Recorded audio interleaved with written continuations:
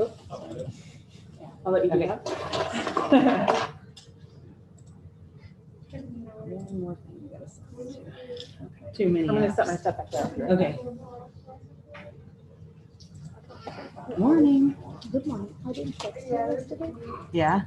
but I saw on the agenda it says we also have a next message today. Yeah. Yeah. I don't know if we'll get to it or not. Okay. I did get ready for it. though. Yeah, I did too. Yeah, I saw it on the schedule. I Yeah, knew we because- were. So the first one, that is the procrastination one. Yeah, I have the. I kind of know what to talk about. Yeah. And then that was the one that Suzanne was going to do, and I was not doing it. So I got ready What's for the it. other? The others are all just talking about The questions. the chapter. Yeah, that's fine. I'm ready to talk about hers. I just wanted to look at this right here. What is this?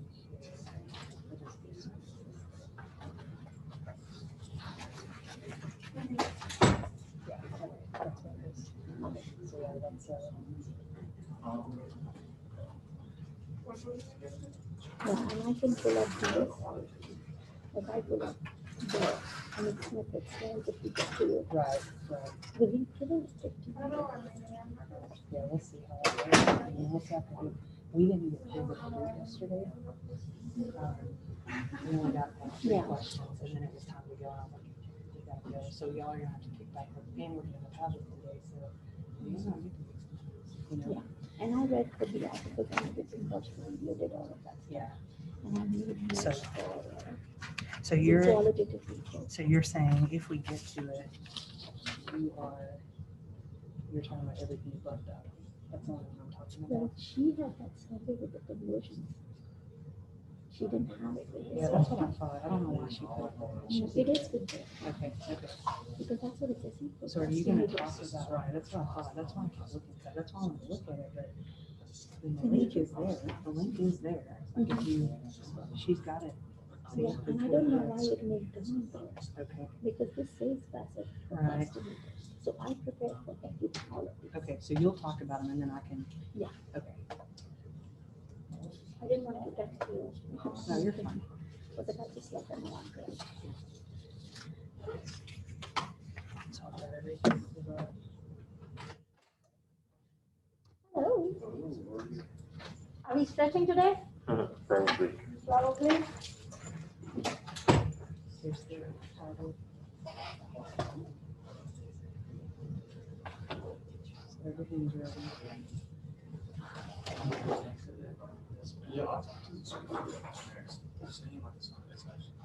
Do you have a pen?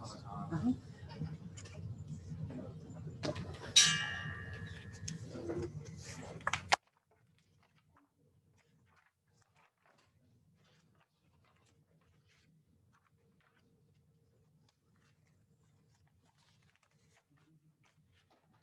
Yeah, because we don't have the. You guys all set? I think so, yeah. All right, so we have day 2 of our presentations from the West College of Education.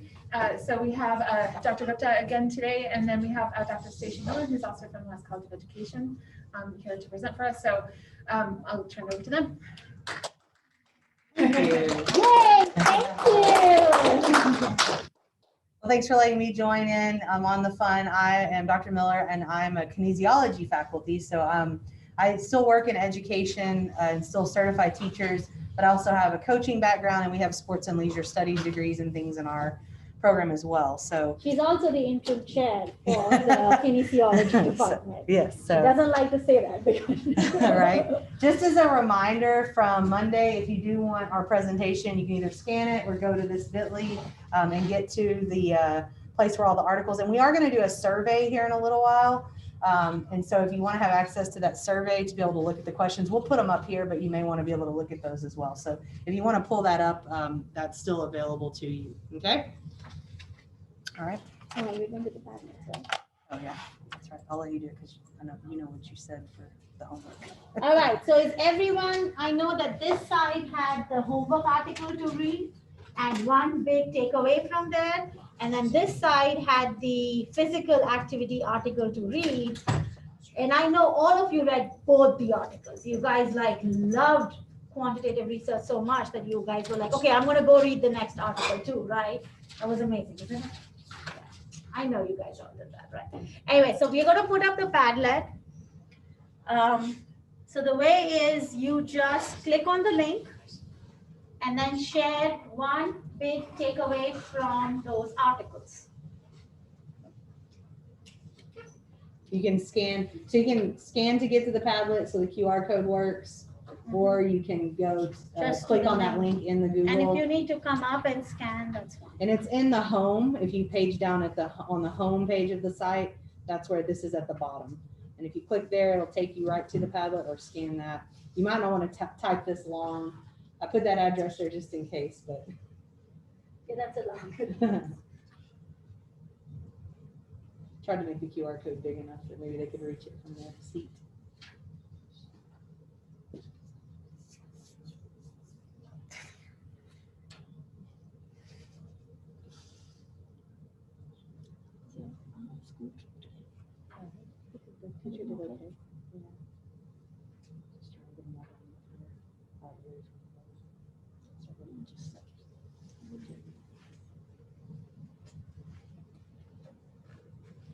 You can switch off the projectors and we can see how as they're coming.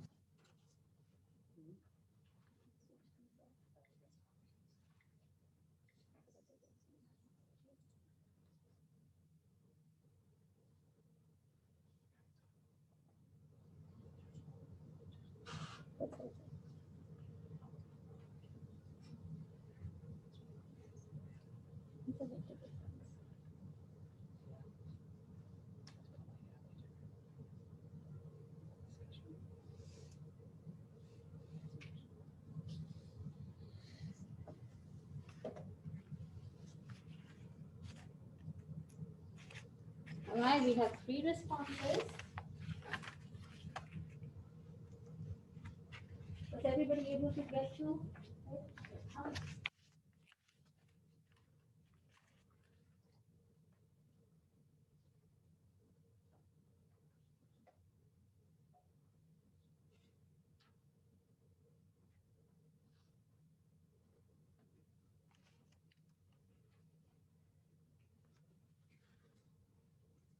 They can see the other Hmm. responses. I said they can see the other friend's responses, so I'll just put it. Right on their screen.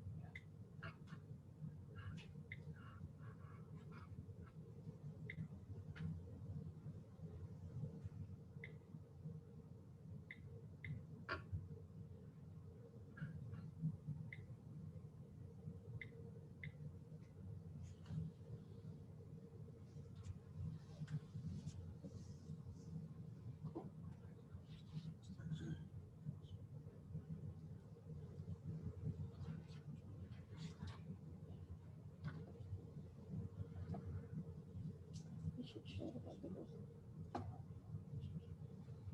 Can you open the cover page of the book? On here. No, just the cover page. If you move into the book. Yeah, it's on the time.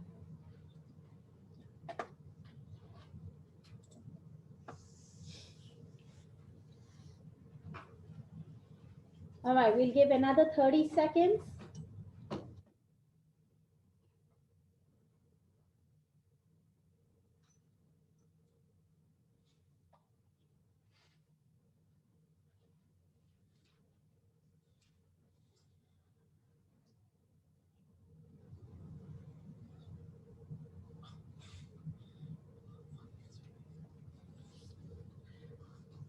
Mhm.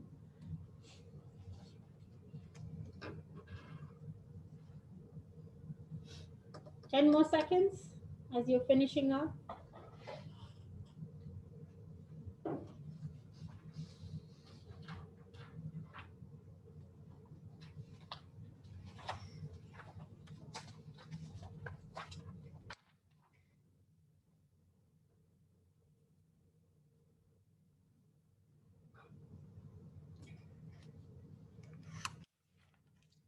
All right, so let's talk about some of these responses that you guys gave. Very interesting articles, but very dense with numbers. classrooms, right? There was a lot of numerical data, statistical methods, and sometimes you were like, oh, I do not know what they are talking about. But the results that you guys talked about, the fact is, I think one of you talked about taking a short break. When we do it, why do we do it? It shows to have an impact on focus.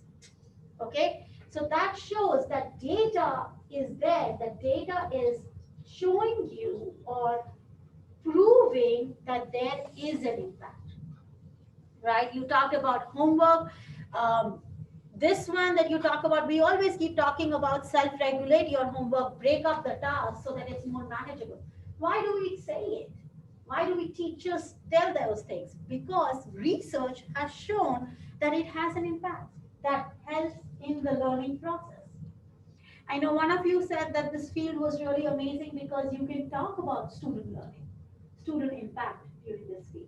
That is why this is so interesting because, gosh, we have all these barriers. We have human subjects. We have confounding variables. We have all of those things, but we can still show that something that we are doing is having an impact or something needs to change to have an impact.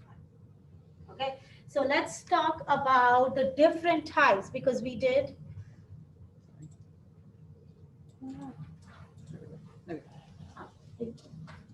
Okay, so as we were talking about the different types, the first one obviously is, and I'm going to very briefly talk about each one of them because we are going to go into detail with all of these, okay? So first one is the quantitative. The articles that you guys read were quantitative. They are using numerical data. They're analyzing and interpreting numerical data using statistical methods to show that there is an impact, okay? However, the right opposite of it is qualitative. Qualitative looks at thoughts, perspectives, ideas. It is looking at non-numerical data to interpret that data and make some interpretations. You are actually having an overall theme. Okay. For example, just a small little thing.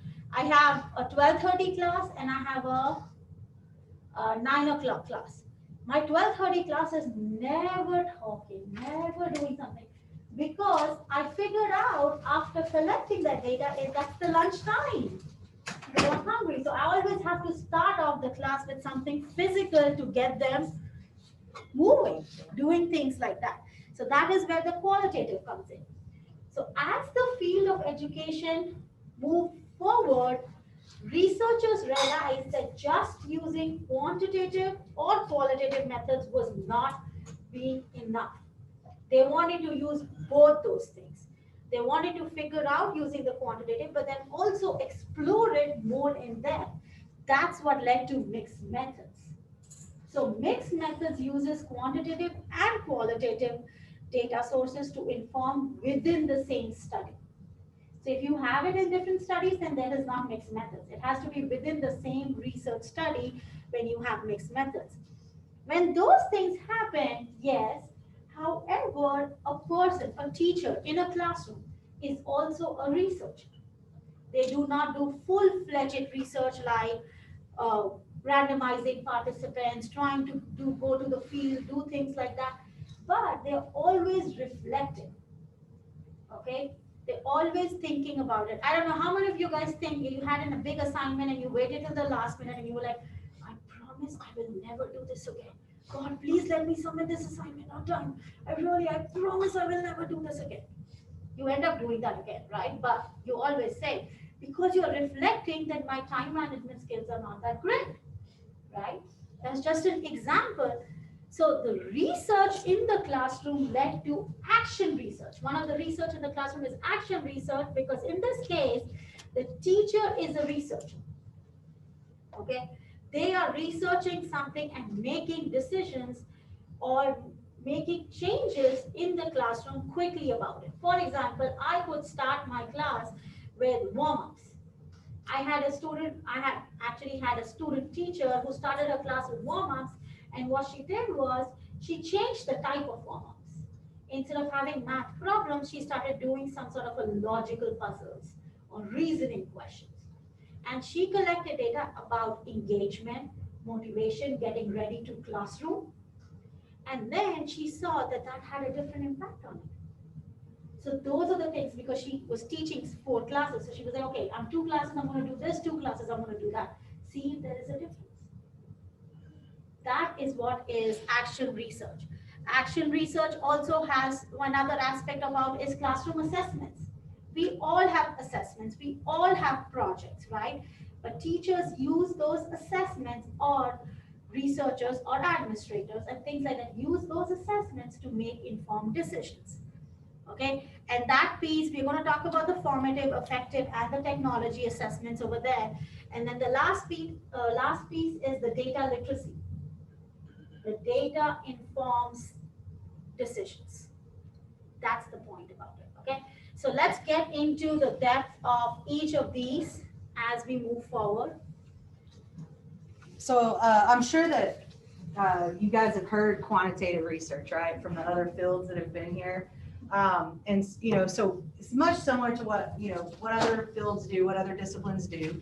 Education researchers sometimes use quantitative. Now, I came up in kinesiology, and there's always been a talk about, well, quantitative is the hard science, right? We do the hard scientific data, and we gather this experimental data and stuff like that. And then qualitative is the soft science, right? They do the soft, feely, touchy, and stuff like that. A lot of educators do tend to do more qualitative than quantitative in my experience, but there are still people like educational psychologists. Dr. Lynch, she's an educational psychologist. I'm in the field of kinesiology. We still do a lot of quantitative as well, right? There is still a place for it. So, but the types of quantitative that we do can be different than some that you might hear in other fields. So survey research, basically, this is a way for us to quantify feelings, attitudes, thoughts, like she was kind of talking about on the qualitative. So people who do quantitative, they'll do like a survey about how students feel, or how, for them to reflect on maybe something, if they liked it or disliked it, or if it made, if they felt like they learned it or not, right? And so we'll take survey data like that, and we'll try to quantify those feelings into some kind of number so that we can make decisions, right? So that's a lot of the survey research that we do. We've done a survey before. Dr. Lent and I did a survey on engagement. So we gave students a survey about how they thought they engaged in their class. And we had these variables that we had looked at through the research, and we had asked professors and stuff like that about what does engagement look like, right? And then we asked students how they thought they engaged. And then we were able to kind of look at what was and this was just MSU students, what did engagement look like in the student's mind? Because as a professor, we may feel different than you, right? To us, engagement may be different than your expectation of engagement. So that was one example of survey research that we did. Another type of research sometimes we do in education is just descriptive research. We just want to understand our population, right? And so we'll do descriptive research where we may look at, something like socioeconomic status of our students. We may look at, gender, if there's any gender differences going on. So in my field, we do a lot of that. In the kinesiology field, sometimes we'll look at gender differences in motor skill learning and things like that, because we want to see can the descriptive data tell us anything about maybe what's going on here, right? And oftentimes that'll give us some picture of what's going on. So have any of you ever taken one of those surveys, like the descriptive, where you have to put your gender and your age range and your ethnicity and those kinds of things? You know what I'm talking about? So that's the kind of stuff that maybe would be in a descriptive research study. And so again, it's just about describing the population so we can try to make decisions, okay?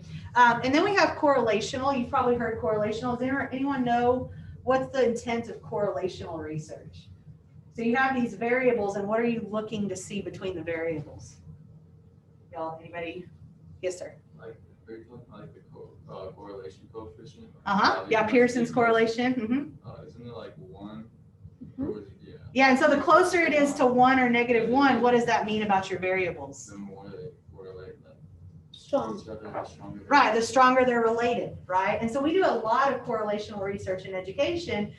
For example, you may have participated even in, not even known it, but they may have used like how well your GPA from high school relates to your performance in college, right? Because that's one of the big kind of research questions that's been asked for years is, can we kind of predict, right, what someone's high school GPA, how well they'll do in college. And so those kind of correlations. Now you have to be careful because correlation, and you've probably heard this since you're familiar with it, correlation does not mean causation, right? It means there's a relationship. It's kind of like the chicken and egg thing, though. We don't know what causes which, right? We don't know which one comes first. So you have to be careful about with correlation data. A lot of people want to say, well, this causes this. So if you had a bad GPA, then you were set up for failure because that's going to cause you to do poorly in college. But we know that's not true, right? We can just say if there's a relationship. So, but we do a lot of correlational and look at relationships in our field. And then the last one is, you've probably heard experimental. Do you know what is the intent of an experimental research study? Anybody? Yes, sir. To employ cause and effect, right? So yeah, I mean, it kind of, some kind of intervention to see if you can make a change or see if there's a result or an effect, right, from that. So even like we see a lot in pharmaceutical studies where they do experimental research, like giving the drug, right? And does the drug do what it's supposed to do? And so in education, we don't do true experiment, right? We can't do true experimental lab type experiments because what did you learn the other day? What would limit us from being able to do a true experiment? Anybody? Thinking back to Monday? No, it's been a few sleeps. Being able to have a control group. Yeah, so you gotta have a control group, and we can sometimes have that control group, but it can be hard in education to have a control group because we don't want to remove something from someone, right? We don't want them to not get the intervention. So it's hard because that control group's hard to provide, and also we can't always get those numbers, right? Like against our classes. What else can we not always do that you think is part of experimental research? We can't randomize, right? And so a true experiment has randomization, and we lack the ability to do true randomization. So we use the word quasi-experimental. We set it up like an experiment, right? But it doesn't have all the same facets as an experiment. So Dr. Lynn, this is her, so I don't want to take credit, but this is a pretty neat study. She's an educational psychologist. Dr. Eric Anderman, he's an educational psychologist at The Ohio State University. He's been studying cheating for many, many years, okay? And this is one of his interests. He wants to understand, and he looks at college students, and he wants to understand, what causes students to cheat, okay? And I'm not gonna ask you to raise your hands and tell me if you cheat or not, right? Okay, that's not, but basically, he's sort of identified that pretty much every student has cheated at some point in their educational career, right? And when he talks about cheating, he talks about it on a continuum.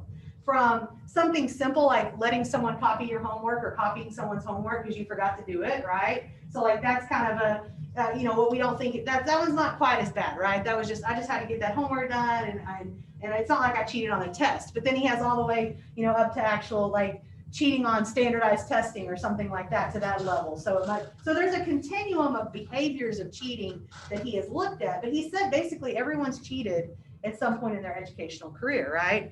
And so what do you think if you talk to students, even like high school students, what do you think causes students to cheat?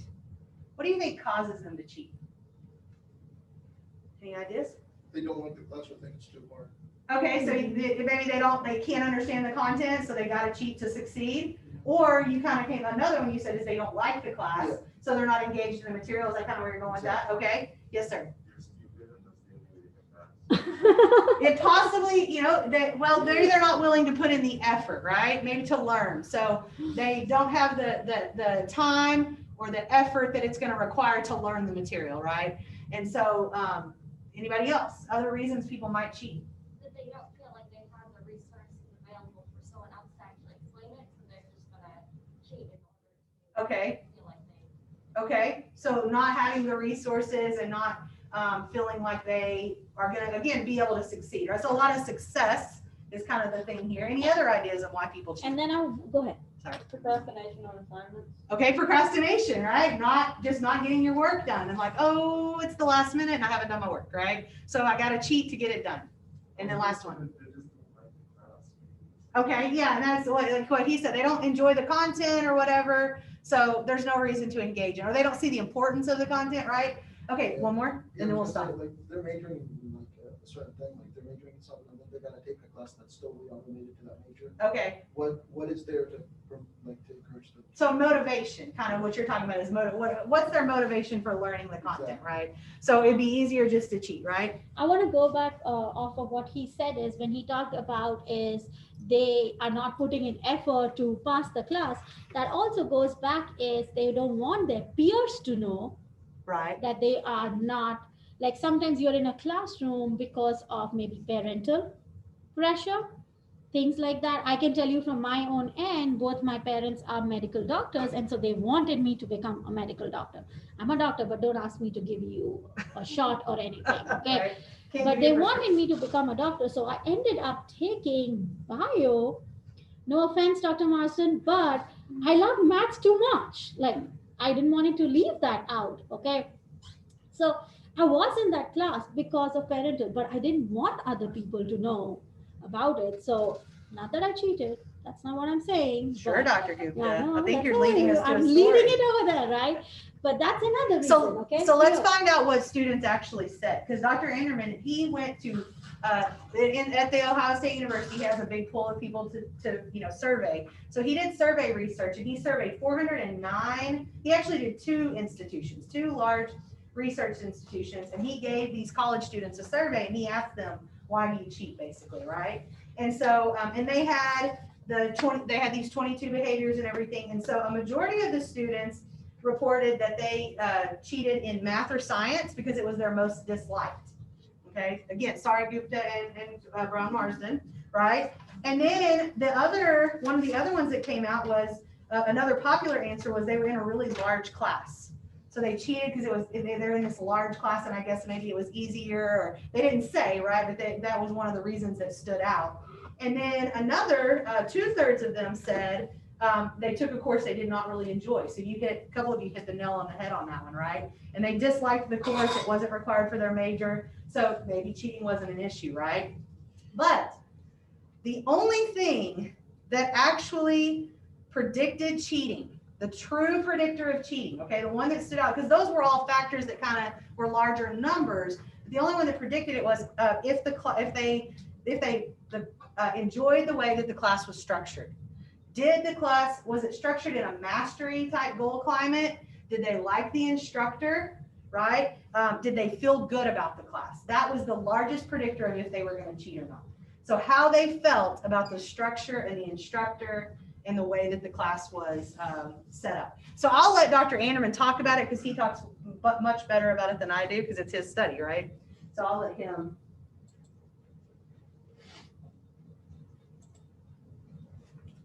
Essentially, it's all about getting grades, and there's it's not really a lot more complicated than that. Where it gets interesting is when you dig a little deeper and ask them why they're cheating. What is it about the grade? So it's the meaning of the grade to a lot of them. So for some of them, it's simply getting a good test score because there's this pressure to get good grades. For some of them, it's because they don't want to let their parents down. For some of them, it's because they want to get into that good college or good school at any cost, and they know that their future depends on getting those good grades.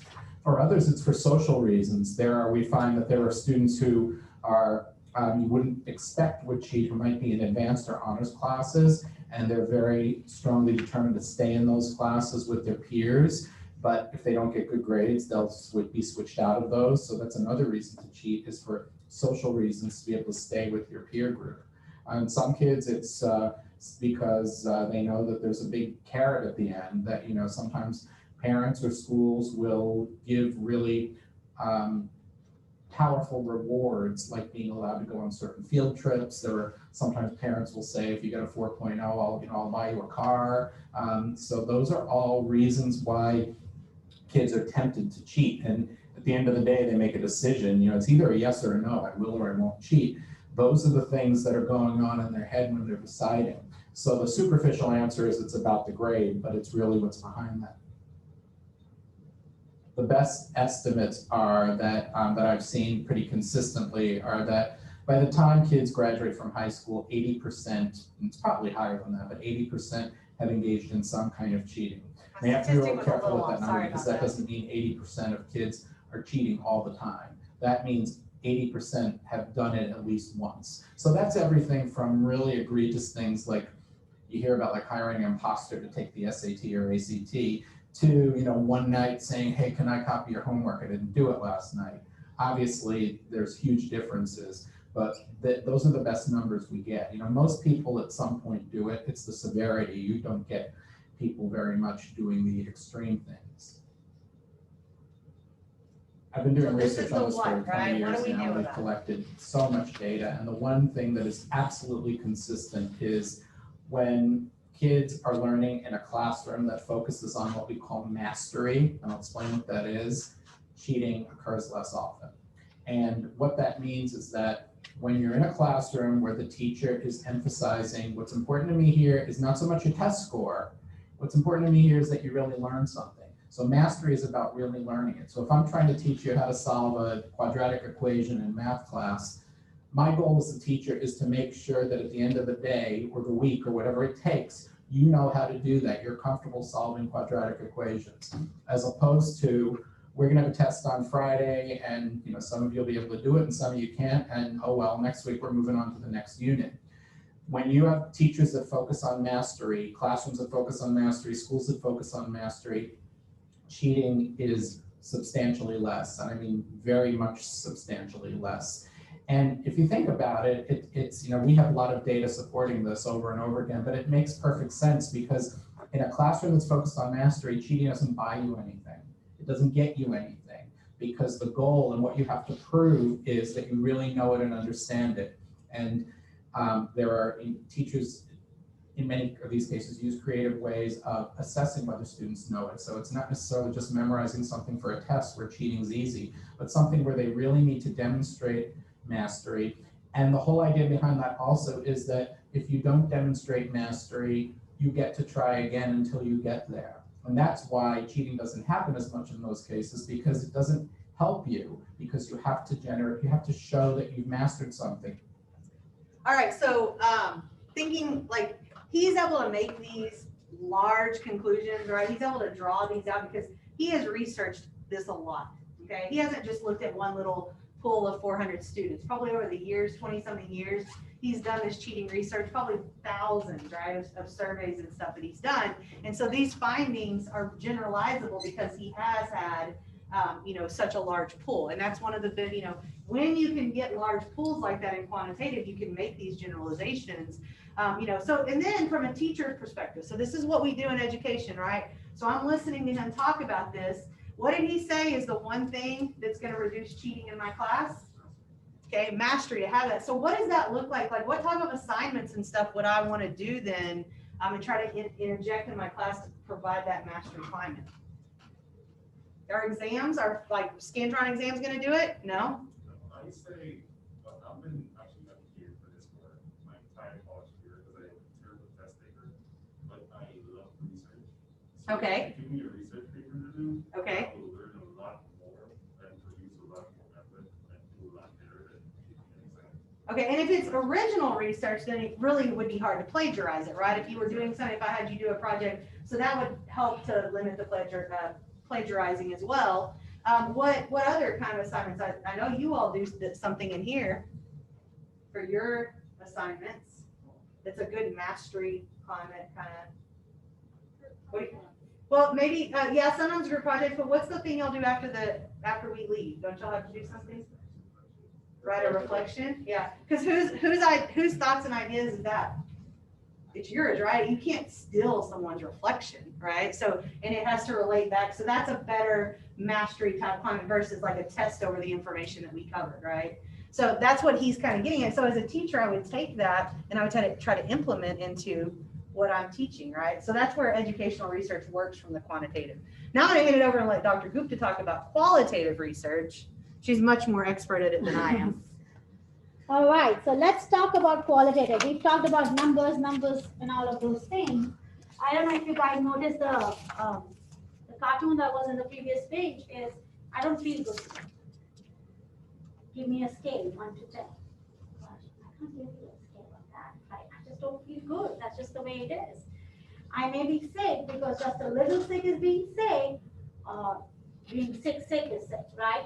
Anyways, so those are just thinking about is qualitative research is looking at understanding the meaning of individuals. Okay, looking at, so when we are looking at narrative research, what does the word narrative mean? Narrative is you're giving a narrative of someone, right? So that's literally what narrative research is. You are narrating someone's story, what they have experienced. Like I could talk about someone who's been an immigrant. I am narrating their story as to how they felt, what was their feelings, what was their perspectives, things like that as they moved or as they became an immigrant. Okay. Sometimes in a narrative research, the person whose story you want to tell is not alive. So then you look at and gather stories about that person from close relatives, friends, somewhere, someone who is telling their story, and then you make an interpretation. Okay. Phenomenological research is the phenomena. So you are researching a common phenomena. Like I could give you a really good example is suppose you were in a lockdown. So there were these group of people that experienced the same phenomena, and you are trying to understand that phenomena. That is what phenomenological research is about. We sometimes try to look at it in the perspectives of maybe a group of teachers have just introduced a new methodology. They're all experiencing it in the same way. How is that phenomena? How is that working out for them? Okay, so all that is phenomenological. Grounded research is one of the most long research, extensive research, because it starts from ground up. So you're basically giving a concept for something abstract out there. Like you're doing all of those. And so I actually had an example is you're developing the field for it. Okay, so when we talk about, let's say, math games, digital games, okay, gosh, people researched and researched and researched about it, and then they came up with what is a digital game or what is a virtual manipulator. That is the ground up theory that has come out. Those researchers, they gave a terminology, and then that terminology is used to do further research. Okay, so that is one of the big things about grounded research. Ethnographic research, most of the research that happens is actually in ethnographic and case study research. Ethnographic research is you are observing them to analyze the situation and make decisions or make instructional decisions. It comes from the field of anthropology and sociology, in which you are looking at the actions of certain people, cultural groups. Like if I'm in the field, I'm observing how students learn fractions. I'm observing them, I'm looking at them, and then I'm making those. Dr. Miller, if you would just click on. And so we actually have two examples up there, and Dr. Miller can definitely add up. So this one is a really interesting one. So ethnographic is when you observe and do things. However, the field of ethnography has also moved forward in the situation that it is actually, this was done in a low-income minority neighborhood, and they were looking at the fact that kids did not go out to play so much. They were not there out in the parks and things like that. And so what these researchers, they did was they wanted to find out the restrictions to access recreational, like what are they? So in the community, they asked everyone to take pictures and send it to them. So the community took pictures all around the neighborhood and sent it to the researchers. And from those pictures, the researchers tried to figure out the reasons or the factors that led to low recreation facilities and recreation activities for the students. And they made recommendations. They made reform recommendations to the city and the board and all those, and things started changing. But they could not be in that neighborhood. So this is also another area that the field is moving right now because of COVID, because you can't be in the field to observe. We are starting to observe virtually. We are starting to do things via Zoom and all things like that, take a picture, do things like that. So it's really coming up. Okay. All right. So the last one is when you are talking about case studies. Case studies is when you are doing an in-depth analysis of a case involving individuals or even one or more individuals. So I want to really hone on as to how they think. I want to just observe this student and figure it out. What they are doing? So here's another example, and I love this example. Okay, so I know I'm a math geek, so okay. So this person, Ron Lancaster, he went to 50 cities in US and took 2 pictures from every city that had some math in it, or that did not have math in it. And he gave those to his students and asked him, tell me what math questions would you ask? What would it be? Where do you see math in them? And so it was very interesting because he had these pictures from all over US and they had to look at it and give it. And so if you go down, look at this. This is from Dallas. So I specifically put Dallas pictures. This is like the Monty Museum. I haven't been there, but I want to go there now. They looked at it. It's like, what are the different shapes there? What's the area? How much is one shape covering with the other area? These blue and the yellow flags, they all open up if you go and look at it. So that's such an interesting one. Then this one is near the city hall or something like that. And it's a sloped building. And it is so interesting, all those. So he gave them those, and then he had students come up with pictures or depict math in their pictures. And so he did this whole case study just to figure out how students think about math in the real world. Can they see it is all around you? Think about it. I love this one. This is Houston's picture, and then this talking about the shape of it and how many are there that led to it. What do you think would be their height? What do you think would be there? There's one more down below. These books. How many books are there? Which book is the heaviest? Do you think it would be okay if I give it a tap?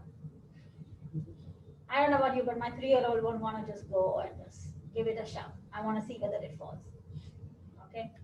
So this was another building in Maryland. And I was like, look at that building, the slope of that building.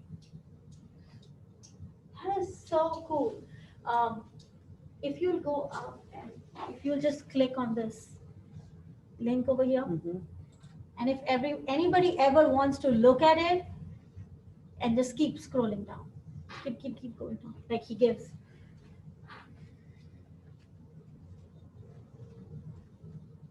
And so just like look at the beautiful pictures. We're not going to go on all 100 pages. Okay. Just looking at this and everything. This was just at the restaurant over there. What do these numbers mean? What is it? And so it was very interesting that how his students looked at those stuff. So we've talked about quantitative research, we've talked about qualitative research, and I think we have about 7 minutes. So we're gonna play a Kahoot game. Okay, how many of you played Kahoot before? Awesome, great. All right, so let's do a Kahoot. We wanna see how much you guys are paying attention to. So let me go back here real quick. And so you're gonna go, if you open your device, and you're gonna go to kahoot.it. Okay, and then I'll give you a game pin in just a second. So once you do kahoot.it, it should give you a little page to put a game pin. Okay, and then you guys can just select a nickname. You don't have to put your real name. This is not for a grade or anything. Appropriate nicknames. Appropriate. Right? People, you do not want to hear high school stories. All right, I'm gonna go ahead and get out of this. So kahoot.it, because I need to go get the game pin. Yeah, I can knock that off.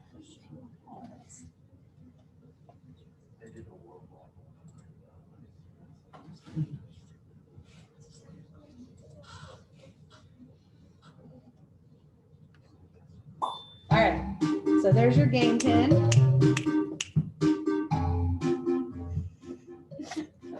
That music annoys me, actually. It does. Yeah. I like it. So you'll just put in that game pin and then it should ask you for your name or your nickname or whatever you want to use.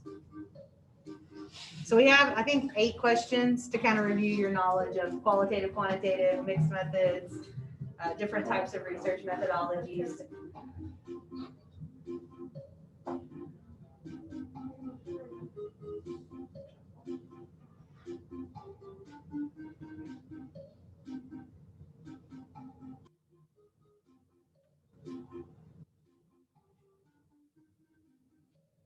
Two more maybe?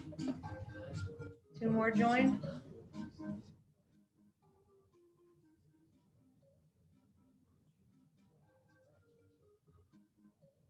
All right, thumbs up if you're ready. Real quick, just sorry, thumbs up if you're ready to play.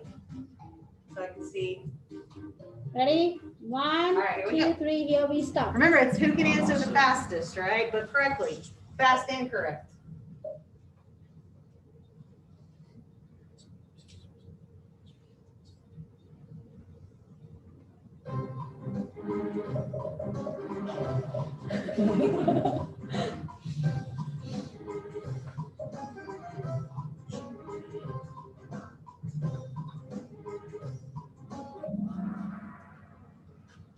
Good, so quantitative, right? Quantitative is gonna be the numerical, and then you use statistics, different types of statistics, like you mentioned, the correlation coefficient, or, you know, t-test or ANOVAs and things like that, to statistically analyze, okay? Yay, 22.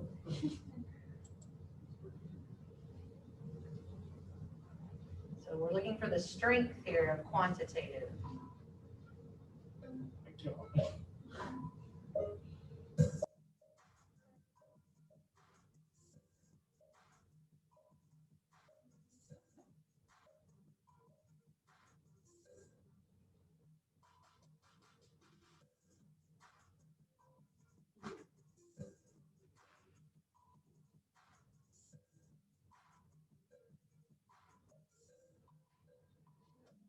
All right, so remember, quantitative data allows us to generalize more because we have larger groups, right? When you do qualitative, a lot of times your groups are smaller, so you can't generalize. But quantitative, that's one of the strengths of it. The other things that are mentioned here, so the problem with quantitative is often that because it's just numerical data, people say it's not rich in context, right? It doesn't give us, just like the cheating study, like the students answered those questions, but we're not exactly sure why they felt that way until he did further analysis, right? So the questions don't always tell the full story. Okay, and Dr. Gupta, feel free to jump in at any point on this. Ooh, Cheese cheese banded, just banded. stole cheese, huh? Yes. Now we're talking strengths of qualitative, right?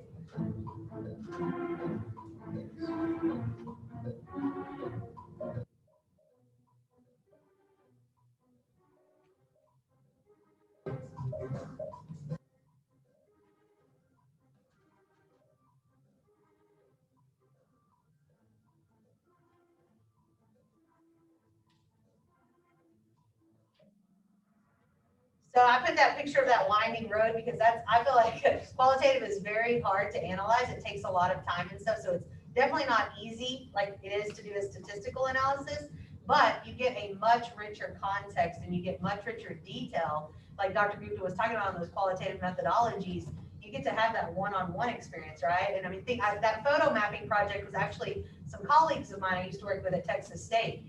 And that was a really cool project because what they actually found was the parents and the kids had different opinions about why they didn't want to go outside. And they got that context from those pictures, right, of what they took pictures of. And they got to have those conversations based on those pictures and stuff. And so it told them much more if they would have just asked a survey. What would they have done in a survey? What would they have put in the questions? What do you think? Things that they thought, right? But they may have missed something because what they thought may not be at all what the other people thought, right? So, so that's why it's a richer context. Okay.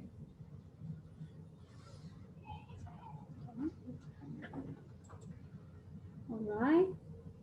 So now we're looking for the type of research. So you're going to be given options here. So what type of research do you think this is? There's a key word there.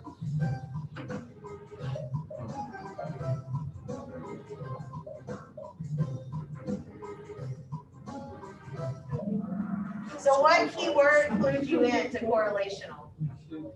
Relationship, right? Good. So when you see that word relationship, that should tell you correlational. Ooh, all right. Get a lot of changing up, huh? This is another one, type of research, right?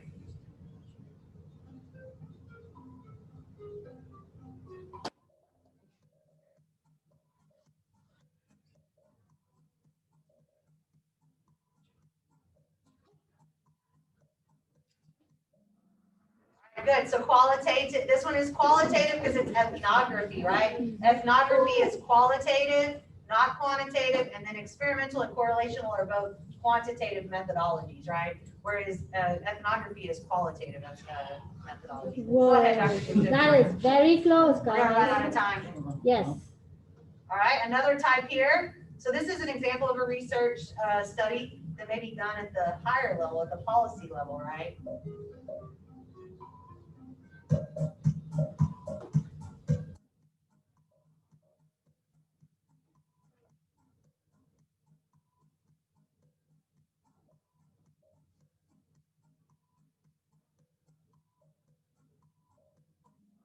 So the correct answer is descriptive, and you know, that's kind of my fault because I didn't talk clearly about all the opportunities for descriptive. But you know, when we're seeking opinions, we're getting a description, right? We're kind of just doing exploratory type research to describe what's going on, versus like it's not experimental because we didn't have any kind of thing to compare it to or anything like that, right? We didn't have any kind of intervention. We just wanted opinions. Okay.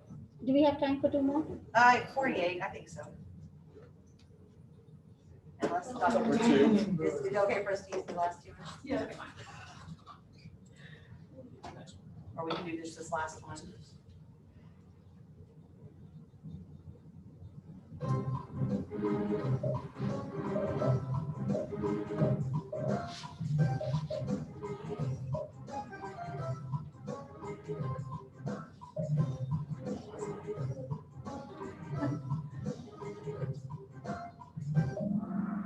So quasi-experimental, what word clued those of you in on that one?